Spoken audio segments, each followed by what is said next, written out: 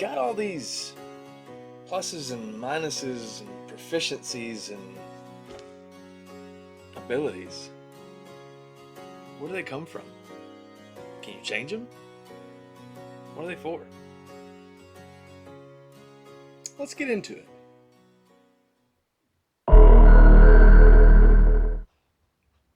On every character sheet that you have a list of skills. Typically, they're in alphabetical order, but that's not exactly how they apply. They directly correlate with your statistics, and we're going to go over a few of those today, and structure of various character sheets. These abilities are separated by your stats, your 3 physical and your 3 mental. Your physicals would be acrobatics, would be sleight of hand, stealth, athletics. All of these come from your strength, dex, and con. I actually prefer a character sheet that aligns them under a statistics heading. Alphabetically, they help me go down the list and find what I want to find. That's the way it's been for years. But I like the idea of bucketing them into a statistic so that I can understand what I need to roll. It's typically already built up, or you've either crunched the numbers, or on an app like D&D Beyond, it's already done for you. But by looking at it, I just like to know what I'm working with. The higher your score gets in, say, dexterity, the higher your stealth, sleight of hand, and acrobatics are going to be. That's where the pluses come from.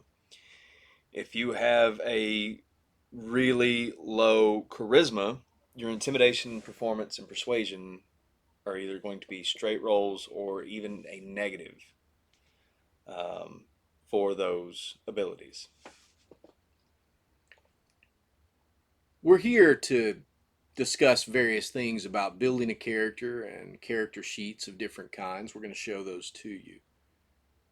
But here at Roleplay University, we want to know, how do you roleplay a skill? That, in my opinion, is some of the most fun when you've got a high dex character and you're going to pick a pocket.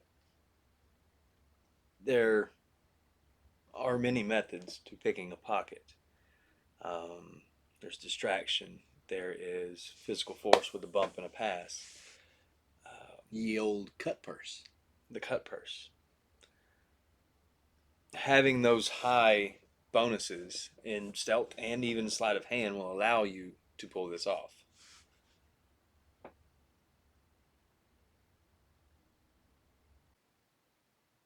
Four of the most misconceived, mishandled skills that are out there kind of overlap, or you would think that they do. And you want to be careful of that. The first two are athletics and acrobatics. Imagine the difference between a balance beam gymnast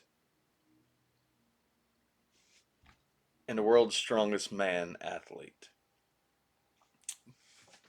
Both can get over an obstacle. Both can get through other kinds of obstacles, but they're going to do it in two totally different ways. Your athletics is going to use their limberness, gravity, and even momentum to get around, through, or over things, say a wall or a fence. Whereas the world's strongest man will either bend the bars or pick up something heavy enough and lay on it that he can climb up over it. Either way will get you through to the goal you have,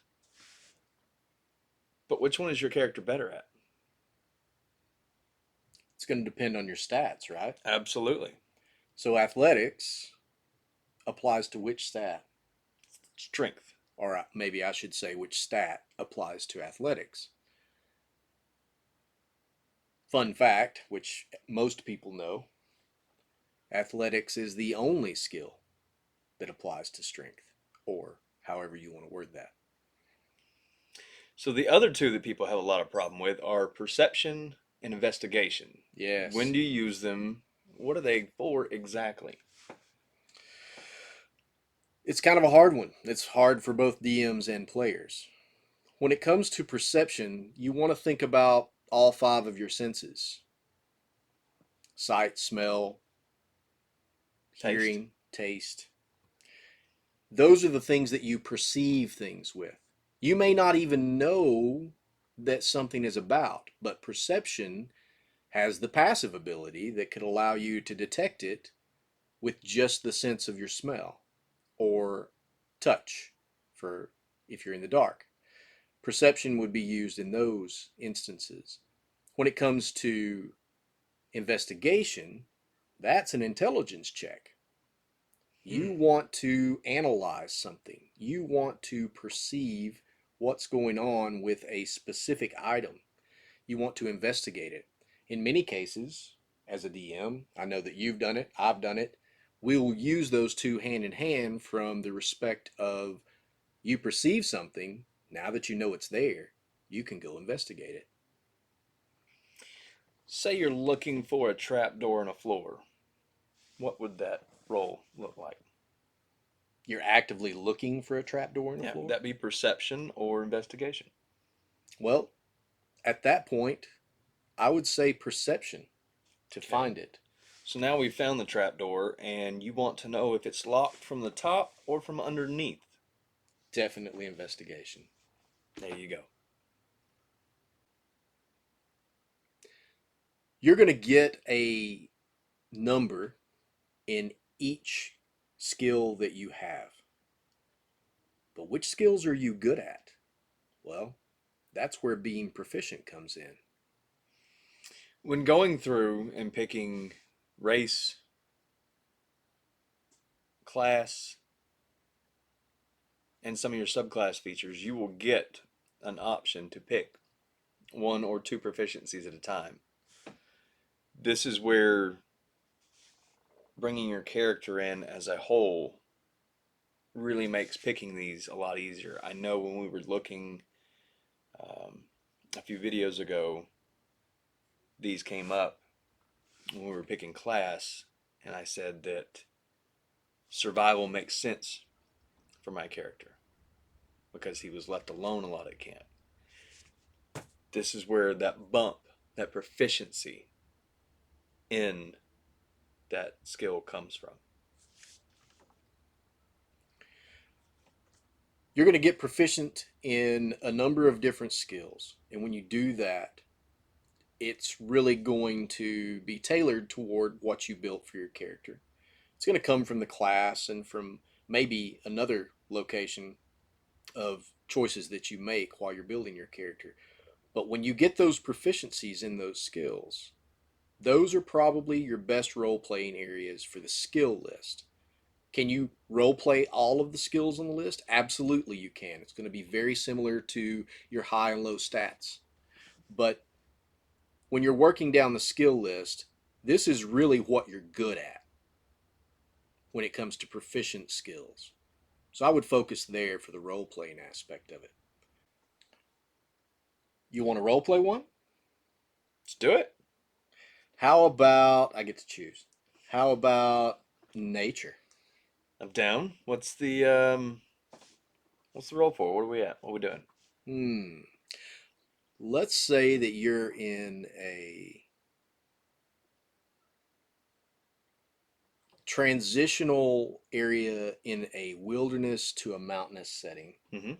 It's just beginning the transition from more foliage into rock, and you lose the trail.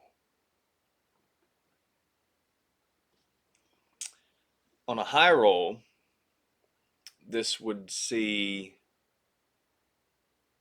rocks that have been shifted, and you notice spots of soil that have just a tad bit more moisture because they haven't seen the sun as much as the surrounding dirt where these rocks were. This would be twigs broken, and you can start to slowly make a pattern until you are able to find a print again. Now, the low end of this, a nat one, would be walking along, everything's great. You just stop, you just stare, and you wait for someone else at your table to go, "Is everything all right?" Well, it was. Kind of hard to track somebody on rocks, though, right? So that would be your scenarios for high and low Sure, rolls against a nature check. sure. Insight's a tough one. It can be. A lot of people typically use insight as a truthometer. And you can do that, and it's probably what it's mostly used for. But insight could also be a tool to gain insight into the vulnerabilities or mannerisms of a person or humanoid that you're trying to deceive. So it could be in combination to your own deception roll. You line it up. Potentially your DM gives you advantage for that kind of thing. You discover a vulnerability. Now you work toward your deception roll to exploit that vulnerability. Let's say you're talking to the hand of the king. You mention something that was stolen from the castle itself. You notice a change in posture of the hand of the king. Could you roll insight to see whether or not that is him shifting weight from one foot to the other because he's tired of standing there? Or is that guilt? Exactly. That's a really good indicator of where you would roll insight at. He would not even need to say anything. You're not wanting to know whether or not he's telling the truth, but Of you're course, reading body it language. requires your DM to display that to you, and that maybe your DM's very savvy and gives you that hint, and hopefully you pick up on it because he or she is telling you you got a roll here. Even if the DM doesn't say anything, you think that might be a possibility. You think he might be guilty. It's a great time to ask your DM, "Hey, can I roll to see whether or not his body language has changed at all once this was brought up?" Absolutely. It could be a quick, "No, nothing's changed." It could be a, "Roll for it. We'll see if you notice." Insight can also be used for analyzing data in a way. So if you've got a puzzle in front of you, you're the player, not the character. You just can't figure that out. But you've got a proficiency in insight. This character has a really good chance of figuring out a clue. This should be able to give you a roll for insight to see if you can discover what that clue is. There are around 100 feats.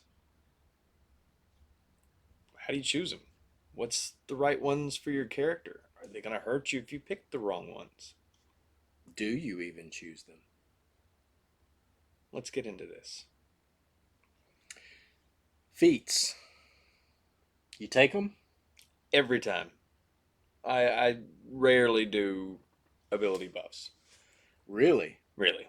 I love the customization and the thought that you can put into feats. Anybody can put two in dex or con or strength. To find the right feat that fits your character, their personality, their size, their race, all while using prerequisites, it's just something I like tackling. I don't like tackling it. I almost always choose the bump. But here at Roleplay University, flavoring your character and adding on things that apply to your character is what's important. Feats come in a wide variety of uses and bonuses, special abilities. Let's talk about a few in particular. They definitely offer a combo. I always go with the bump because it affects so many other things. But I'll have to admit, that is a long power gamer's trek or a lazy player's trek, either one. We'll start at the top. Alert. You're always on the lookout for danger. You gain the following benefits.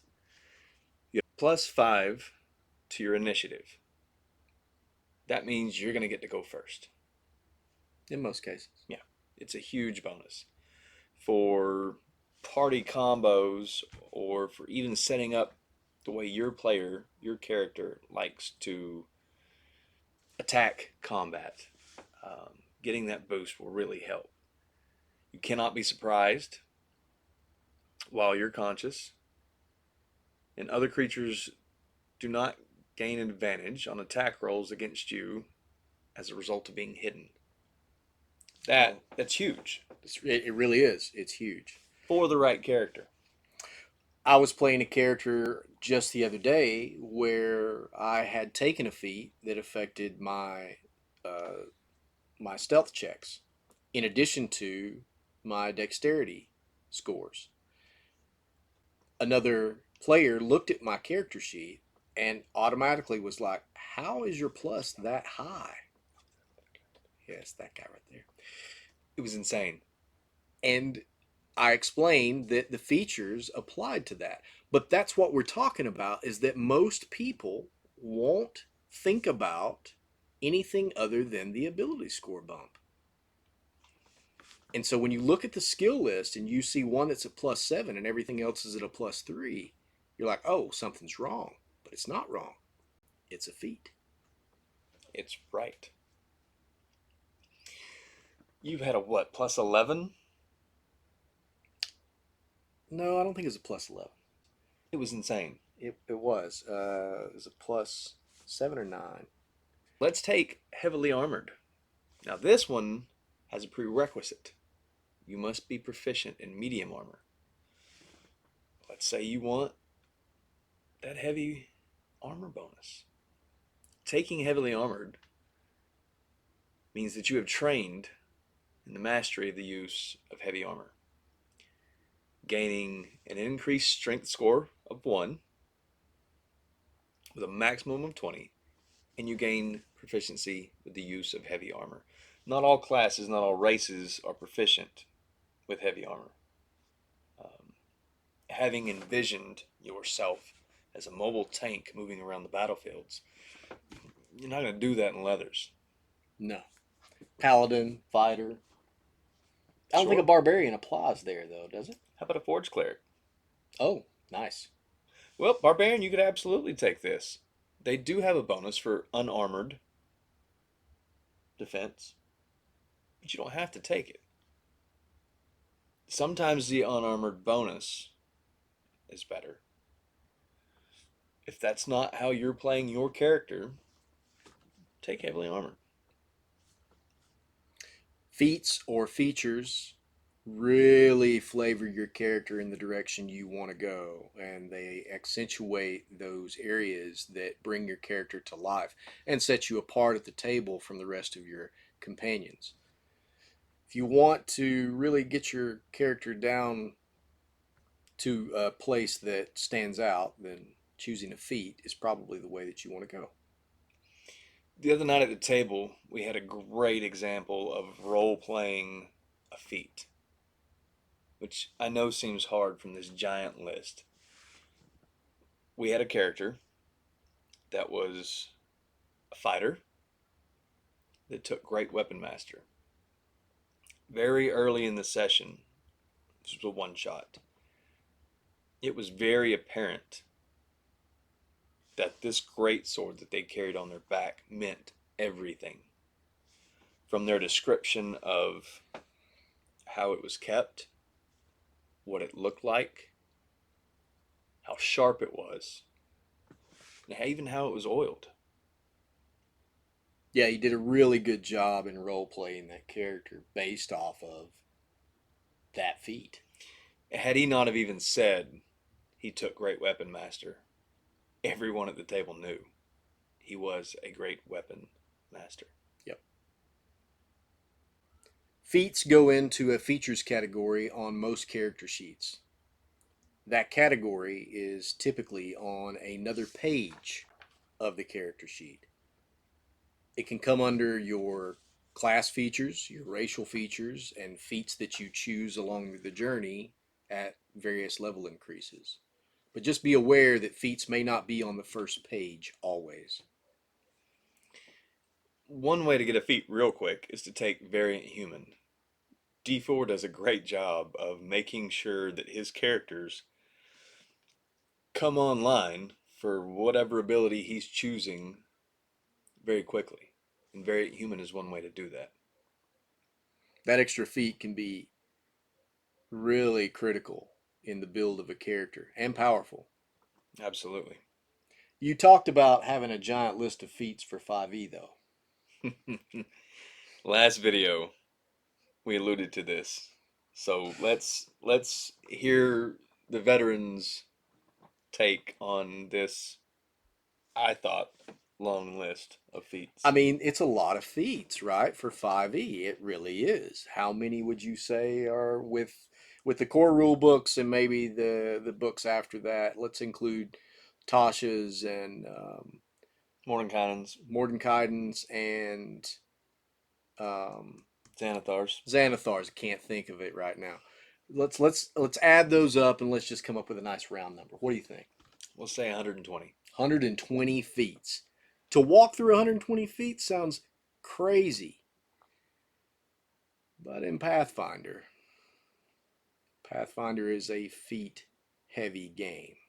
If you've ever played Pathfinder or if you ever want to, prepare to create your character with almost nothing but feats.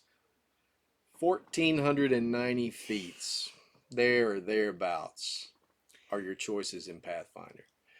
We first talked about this. You said it was a feat heavy game, and my eyes lit up. I'm like, wow, I can't wait to play Pathfinder. This sounds fun. I love picking feats. I love going through them, seeing what fits, what doesn't. Backing up, maybe I made a wrong choice because this really speaks to my character, so maybe I need to change this a little bit so that this fits to make the story go right. 1,400. I don't know what I would do with that.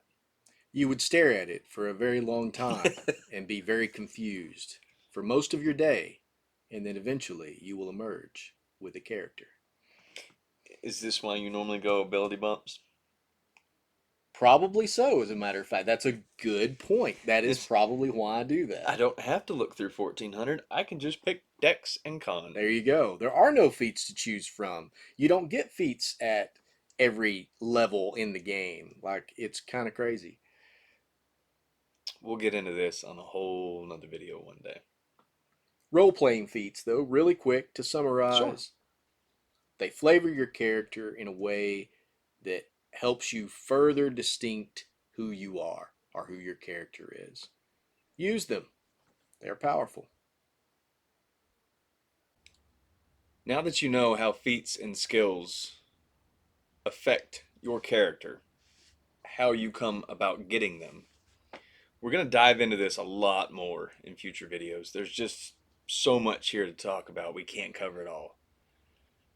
But join us for the next video as we continue creating our characters. Please like, subscribe, share it with a buddy, and we'll see you next time at Roleplay University.